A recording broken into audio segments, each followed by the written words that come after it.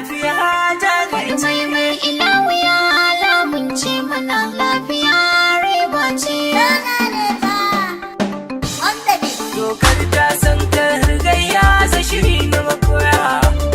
Wannan na ta yi karra kauna na gaishe ta maraya. Mai taken kauri shanya kuka ya tuntuɓi baya. Mai girmar sanyi baya gujewa hantsi kayya. Ahaha daga dan